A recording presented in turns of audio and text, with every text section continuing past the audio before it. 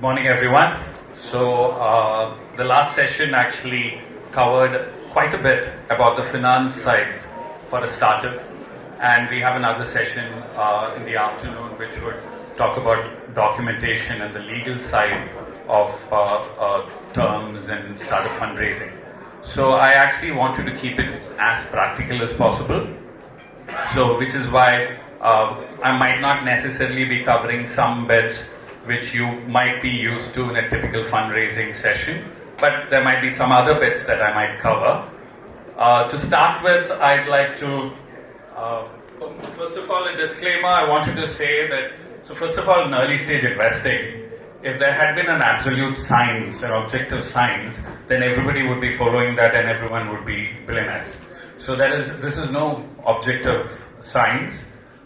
This is just my 2 cents from my experience engaging with the ecosystem, and also based on courses I've taken in my education and things like that.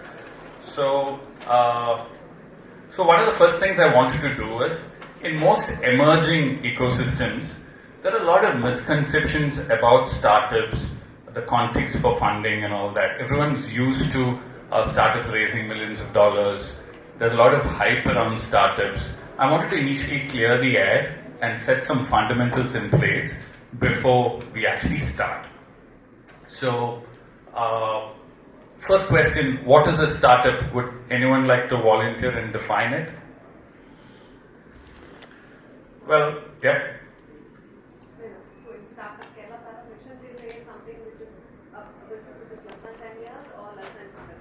That's their definition. Yes, which pretty much any new business would definitely fall under that classification. But honestly, in the venture capital, so by that definition, this is also a startup, right? So, but in the venture capital world, we look at it very differently. We would say that any new business can be one of the following.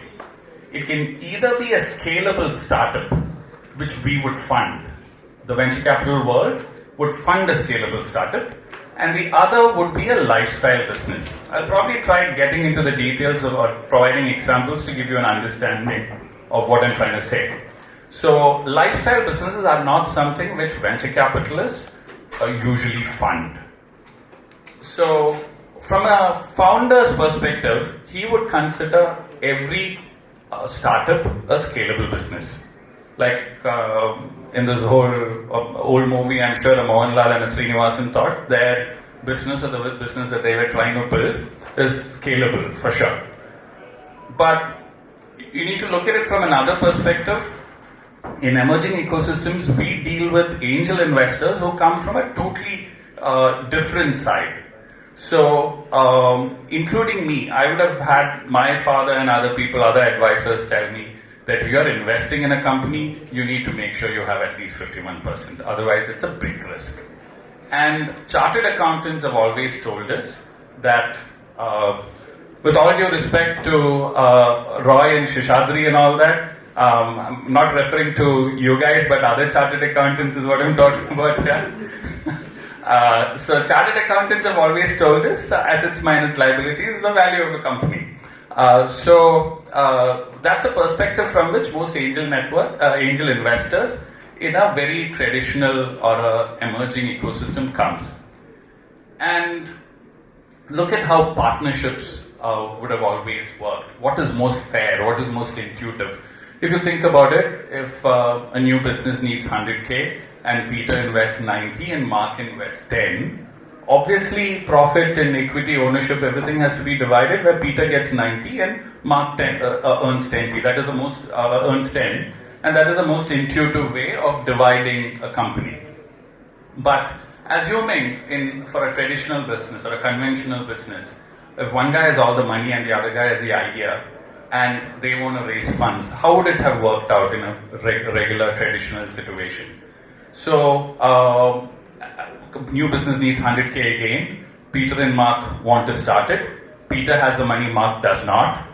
So if Peter puts in the full 100K, but they decide that the profit and the equity will be divided 50-50, usually what used to be done was that the business starts and the profits initially go to the person who funded. So Peter gets all the money and over a period of time they adjust the capital such that they get to a point where the ownership is also 50-50 and they get to share the profit 50-50. This is how traditional businesses work, and this is very intuitive and this is very fair. But look at an angel investing context or a venture funding context. A business needs 100K, Mark has the idea and the skill, Peter has the money. Peter would invest 100K but might get only 10% or 5%, and Mark keeps 90%. This is how venture funding works. Now it actually seems quite stupid, right? Like an Obelix would say something like this, that these angel investors are crazy to actually allow for such a sharing of equity.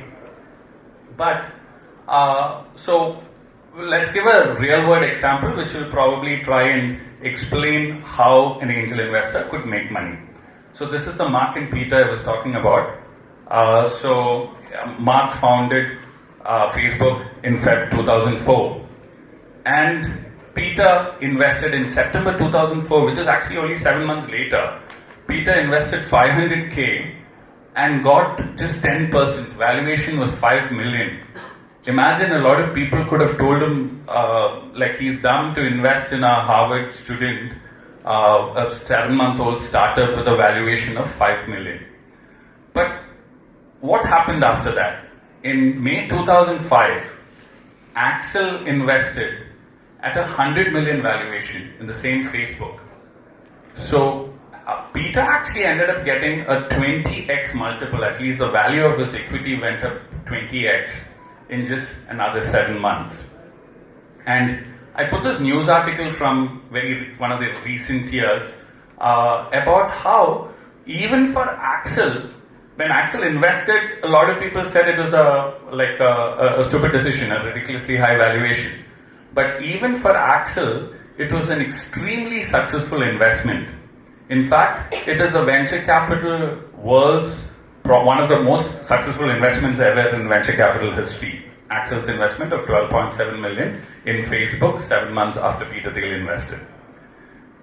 Now, coming to the rest of the journey, this is where, hope I'm loud enough, this is where Peter Thiel invested.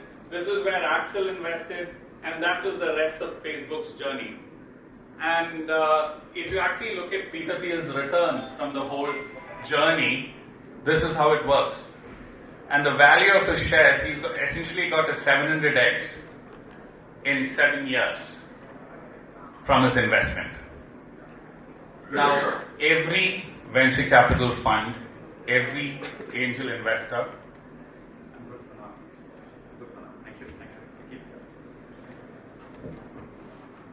so every angel investor, every venture capital fund, this is what we dream of.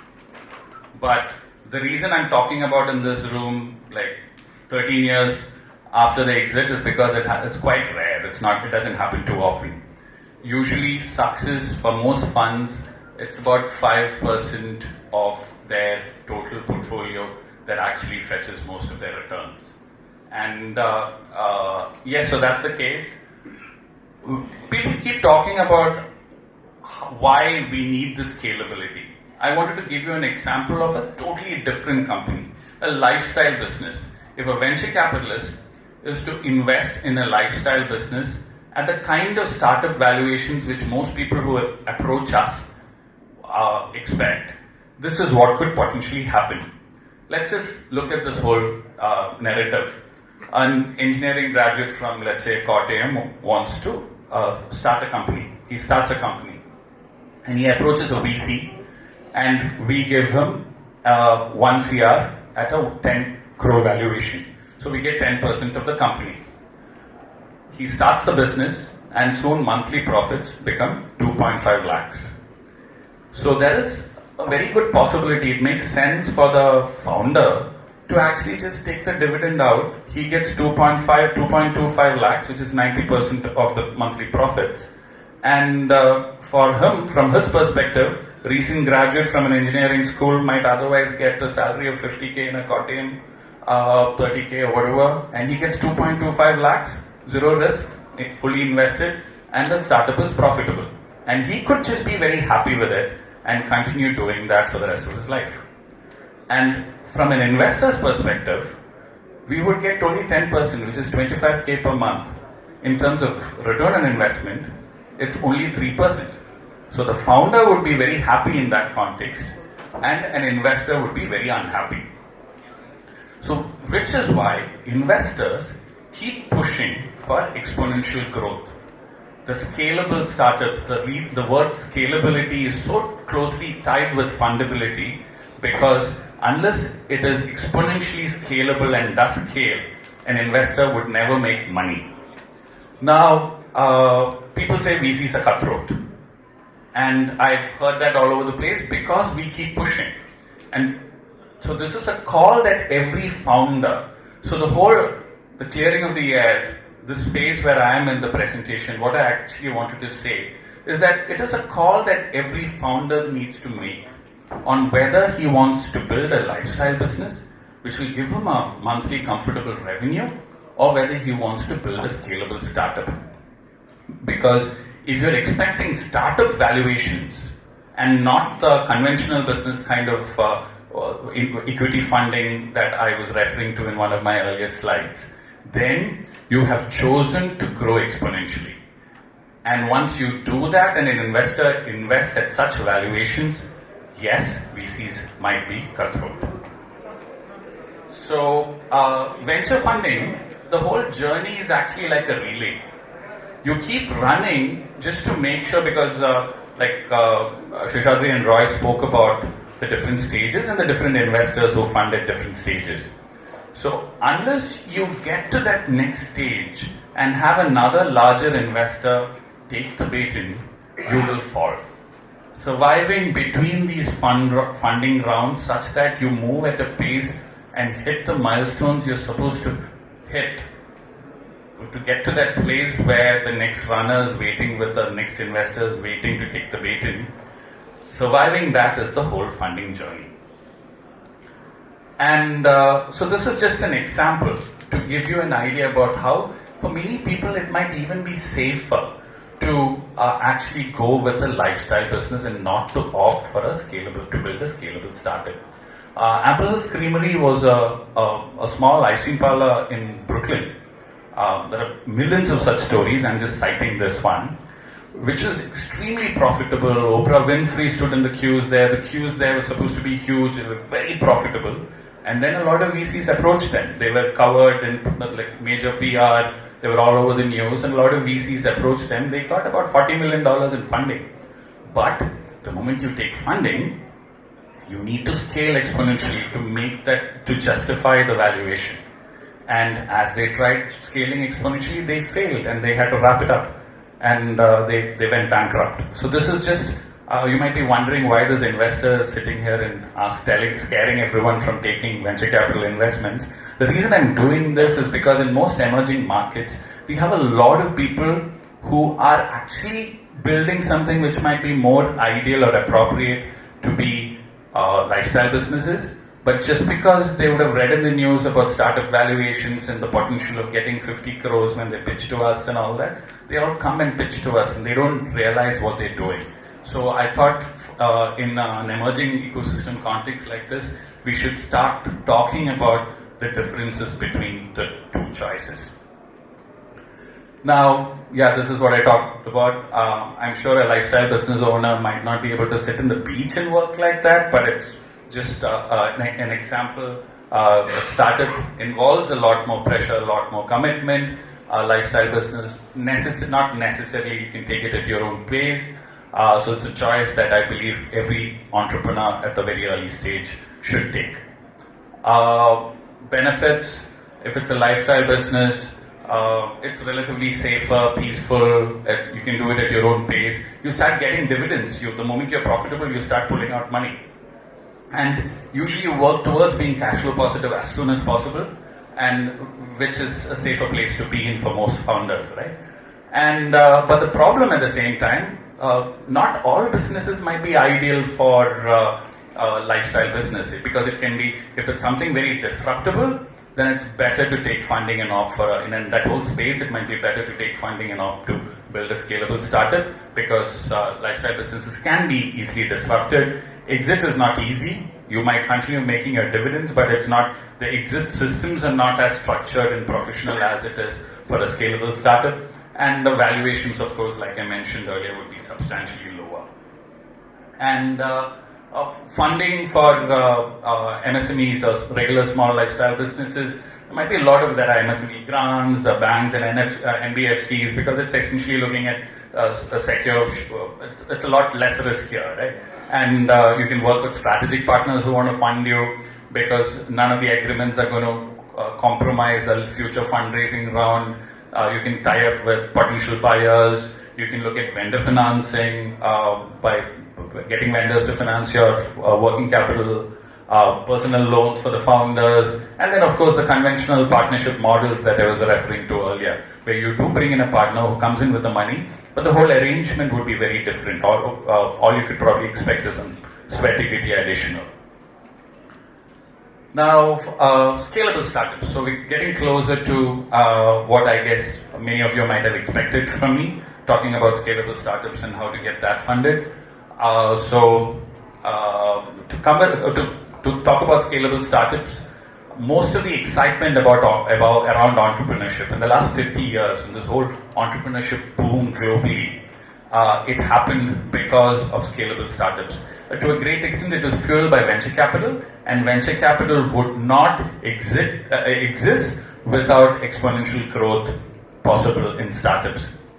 So all the high growth startups that you see are usually scalable startups. You get much higher valuations, and you can disrupt most industries the way if you've modeled it as a good scalable startup. And on the negative side, like I mentioned, it's high risk, lots of work, constant pressure to perform. You don't get to pull out profits; it goes back. And very often, because you want to focus on growth, and it's like a burn and scale model where you might not have a positive cash flow. So now that I've mentioned the difference, assuming you want to opt to build a scalable startup, what are the things there are some models which are inherently scalable. To start out with, those would be scalable startups. There are some, like probably a restaurant chain or a fast food chain, or there are several spaces where they could be built and designed like a lifestyle business, or it could be tweaked into a scalable startup as well. So the next couple of slides, I'm going to talk about that. What you can do to increase your fundability and scalability for a startup. So one is technology. So as you know, technology is actually the biggest catalyst for scalability. The reason a lot of people assume that venture capitalists invest only in tech startups, and that's primarily because most of the startups, most of the most scalable, fundable companies you see are essentially tech companies. Because once the technology is built, and that's the foundation on which the startup or the company works, then repeating it is, the marginal cost for repeating it is exceptionally low. So technology is probably the biggest enabler, a good tech stack. Then, assuming tech is not very relevant, and it's a different kind of business, where the tech part of it can only be a very small bit of it, what you could do is build SOPs, have perfect documentation, processes in place, such that an investor would know that yes, tech might not play a big role, but they have such clarity on how to go ahead and repeat the same thing in Gujarat or Bombay or Bangalore or Dubai or wherever. They have all the processes in place, systems in place, they have absolute clarity. So probably there is some repeatability and scalability here. So this is another element that a lot of people can focus on to try and boost scalability to some extent. Another is founder fit. If we know, like if this guy comes and asks any of us for money, obviously we're all going to say yes. Why? Because we know that for building a tech company, few could be as good as him. Now, all of you might not necessarily have such expertise in all fields, but you might be able to identify a connection between some of your strengths and the entire business that you're looking at building and raising funds for.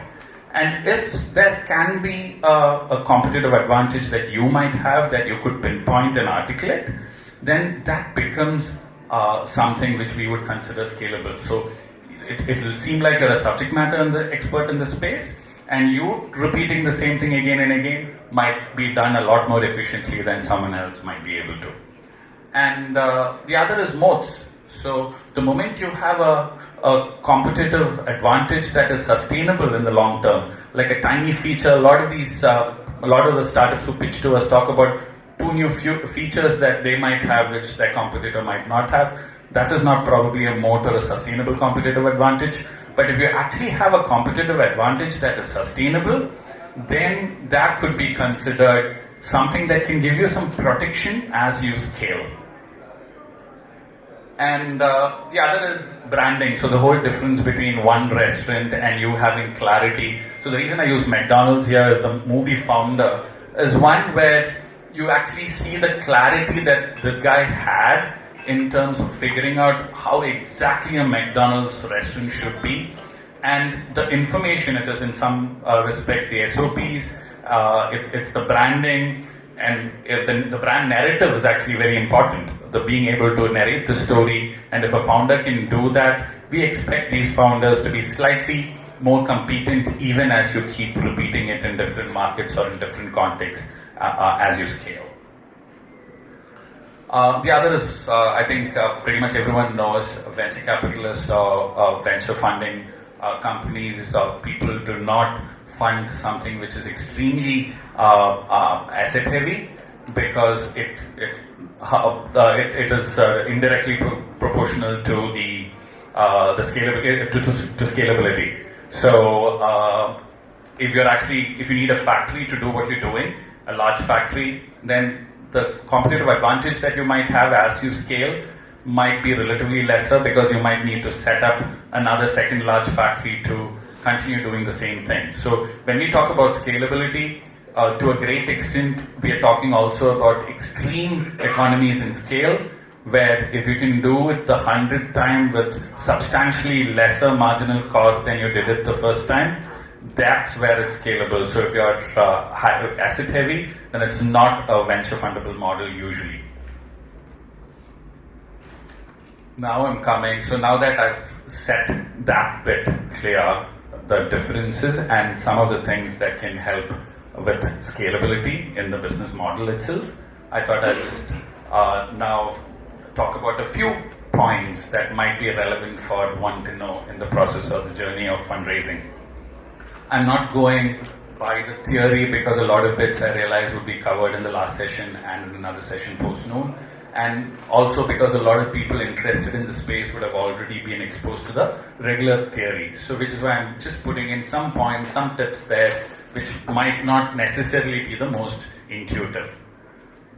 So one is, as you start, a lot of the problems that I was talking about in terms of people are not understanding the difference between scalable startup and lifestyle business, and what a VC is, what an angel investor is, what funding is. I've seen a lot of people who come through, let's say, a Kerala Startup Mission, have clarity regarding all that.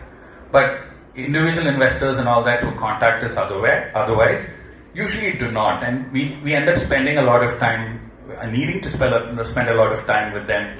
They might be exceptional founders who built a great product and all that, but they seem clueless about the path they should take, clarity of vision, everything is a little compromised.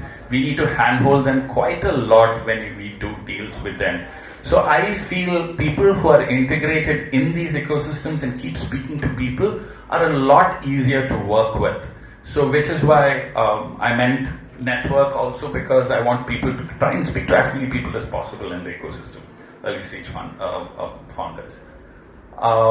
Completing the founding team. So this is very often you see founding teams where there is a lot of overlap between the skill sets of the different founders, which is not very ideal. I always say the higher the overlap, the less the synergy.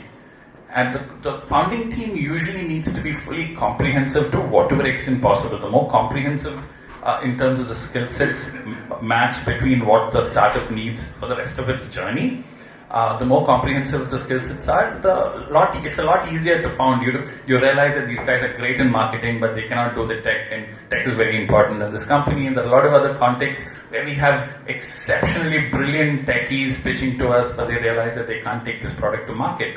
So I feel, yes, a comprehensive founding team is extremely important. That's another thing you need to actively work on. If you're an individual founder, find out where the gaps are and try and meet people, speak to many of them to identify who could be potential co-founders with you.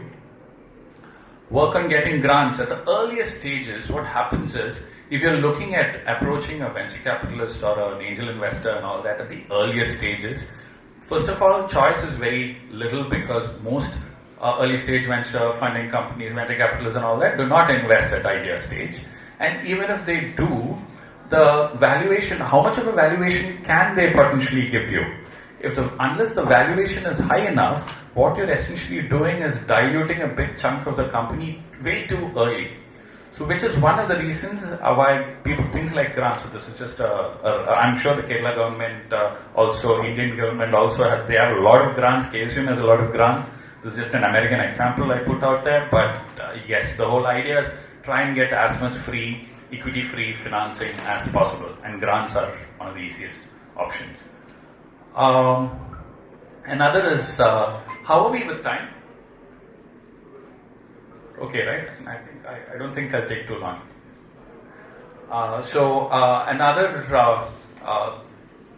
Another stakeholder that plays a very important part at the earliest stage of a startup is an incubator. As Sheshatri mentioned earlier, accelerators come in slightly later, but incubators are great when you're at the earliest stages of a company. They help you probably weave out some scalable bits from your startup. Many incubators are able to point you in the direction in which you should take this forward, identify the most fundable bits, scalable bits, and etch out a business model that is in keeping with what the market might want, leveraging your competencies. A lot of incubators do it. I feel that's a smart option to work with at the earliest stages. The very early stages, people who know you are the ones who fund you most easily. So friends and family round is something that pretty much everyone goes through. So I think all of you should consider that at that early stage where you tie up, you get friends and family to invest with you to get the ball rolling. But while doing it, I want you to be very careful. Because what happens usually in a friends and family round is the founder is very embarrassed because he's just got an idea at that stage. And he would be embarrassed about asking a friend or a family member to invest 1 CR where I've invested only 10,000 rupees and I will give you 10% is something most founders will find very difficult to say. And so that is probably one of the reasons. A lot of the startups that we have seen who've come through a friends and family round in Kerala end up damaging their cap table forever with that one round. So which is why I put that warning there. You need to protect your cap table during your friends and family round so that your cap table has enough cushion for the whole the rest of the journey that is remaining. So one of the things that work well, because you might be embarrassed to talk about it and all that at that stage with friends and family, one of the things that work well in the friends and family round is doing an unpriced round. So you don't define your valuation, you don't talk about it, you just tell your friend that you will get a discount over the next investor. He will definitely know, I don't understand valuation, you don't understand it. He will definitely understand it. So we'll give you a discount, a monthly discount of X or an annual discount or whatever. So you stand to benefit because you've come in early. But the price, the valuation will be set dependent on the next round investor who comes in. So this is something that practically works. In fact, not just in the friends and family round, many of the other rounds, I feel if you feel you're running out of money, raising against notes, safe notes or convertible notes, offering just a discount on the next round is a smart thing to do. and I feel most founders should use it. Um, Another thing is, I thought someone mentioned this earlier. Don't overvalue yourself. Huge risk in overvaluing yourself. Some of the biggest failure stories we've seen in startups around the world came up because they overvalued themselves at some point. So there are a lot of reasons why you shouldn't overvalue. The down round and the next round is actually can change the entire trajectory of a startup and damage it for good. And your calculation, your valuation might be dependent on, let's say, 8x growth in revenue, and assume you get a 5x growth in revenue, you'll still have to go through a down round if you overvalued yourself at that point. But at the same time, so your wins are not celebrated so well. Investors start out not the happiest. They will continue not being the happiest. So it's a beginning of it might be non-intuitive, but I always strongly feel that a lot of startups who try overvaluing themselves, and raising funds also is a big hassle. So that's something all founders need to be careful about.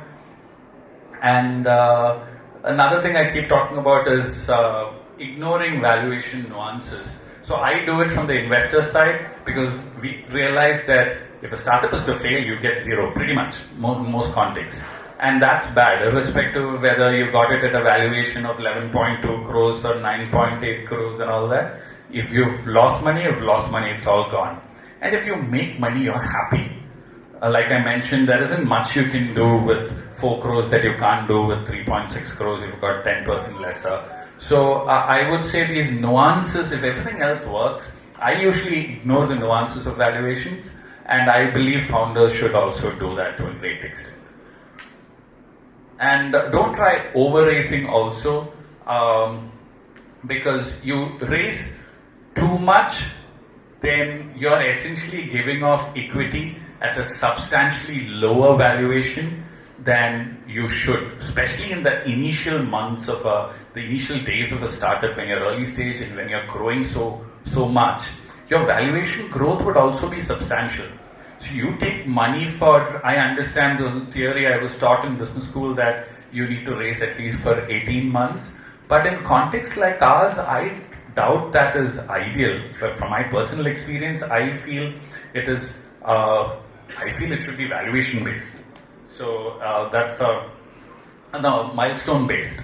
So we have a lot of startups who keep talking about how they're going to close Amazon as a client next month and Meta as a client in 2 months. We're just there and all that. And at that point, try raising against a note is what I would say. Because if you're actually confident that you're going to close Meta and it's going to be a $10 billion deal or a $10 million deal, your valuation, everything changes. Every investor would look at you differently. And why are you going and undervaluing yourself today if you're actually going to hit a milestone in a month or two?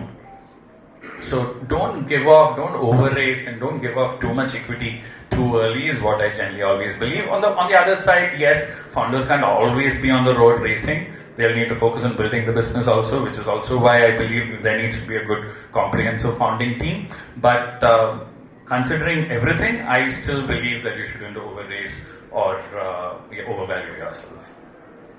And the valuation myth. So I had 2 startups before I went to business school.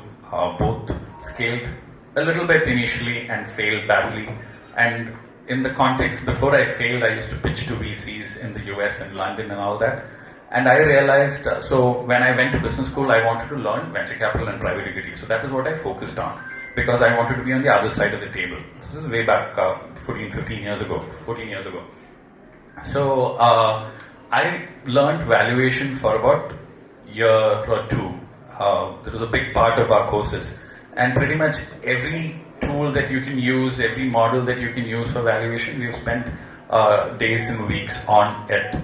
But practically, in early stage funding, I realized all that just does not apply in most contexts. It's primarily a function of how much the startup needs and protecting the cap table. You balance it both. and everything else like DCF and multiple valuations, because anyone I can sit down and how everyone can reverse engineer a valuation based on how much the target valuation should be. So the whole idea is you use the right multiples, you use the right comparisons, you can always come up with any valuation. So that does not make so much sense. Practical world, it actually works very differently.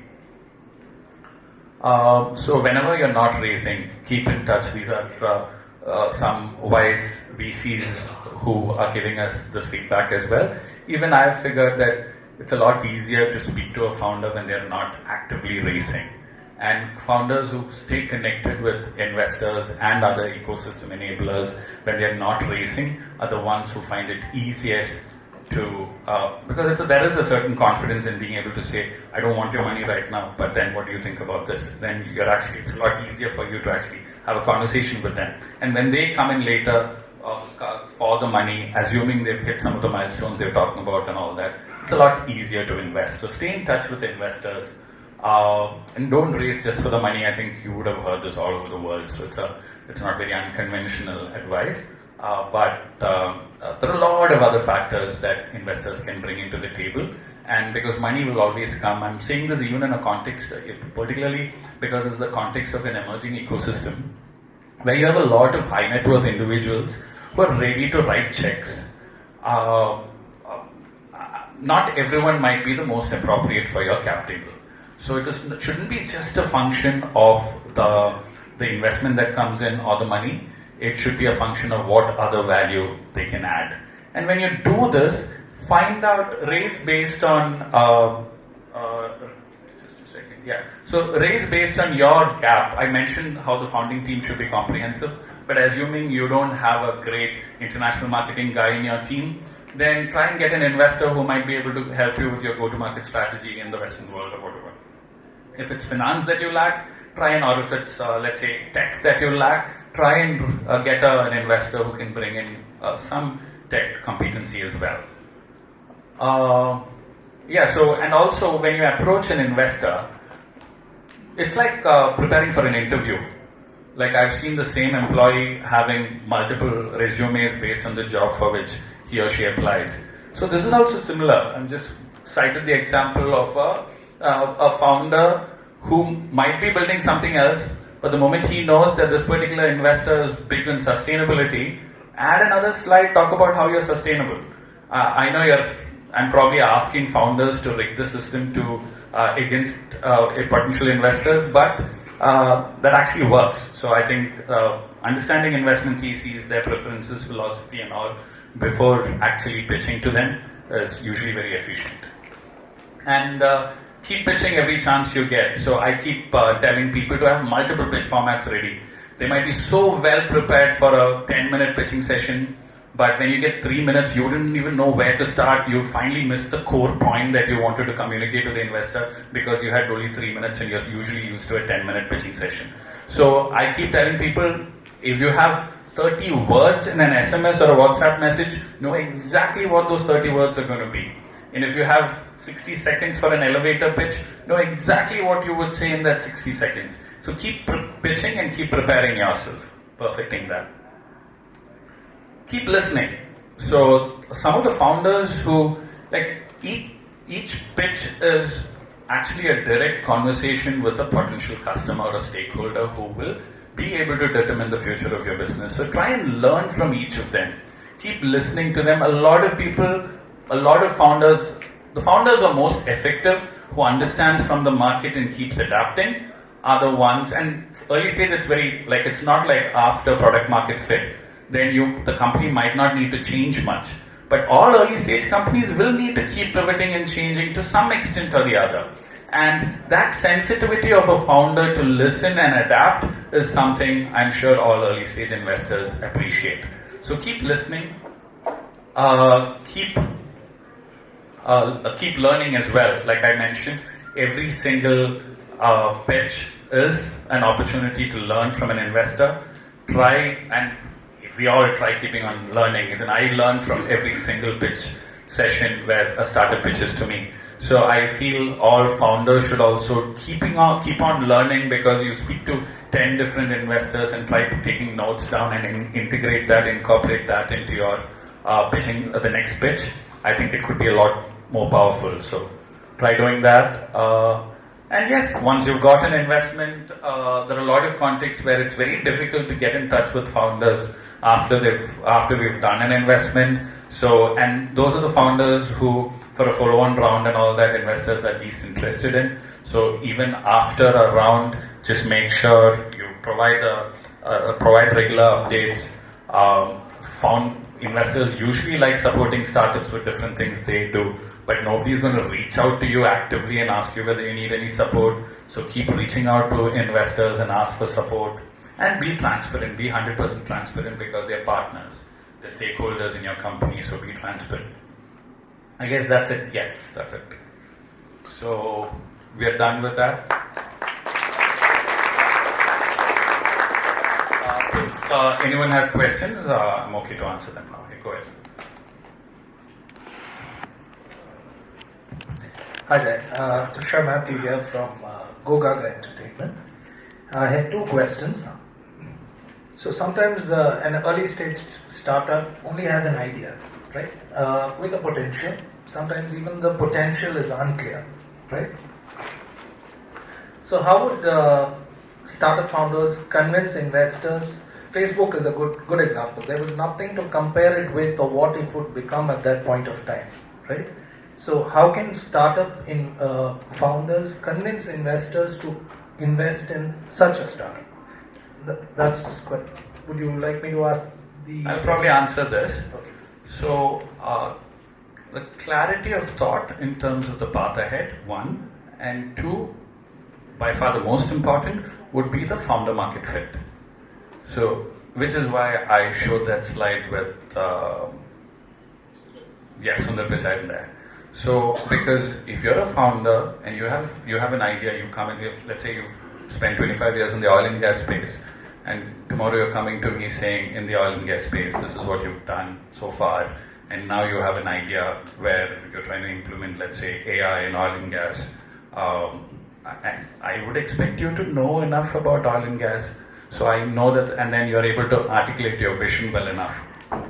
Then you know that this guy not only just knows oil and gas, he has the ability to articulate it, because the rest of the journey is all about speaking to different stakeholders, be it customers, be it investors, or whoever, for the rest of the journey. So you have the ability to do that, you understand the domain.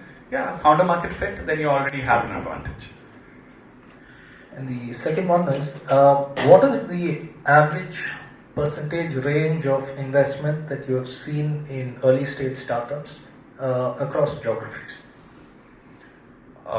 Percentage of investments, it could be percentage relative to what equity do the kind of dilution. Yeah, the kind of dilution. So the dilution, earlier stages, if you're talking about incubators and all that, would be 5% or lesser.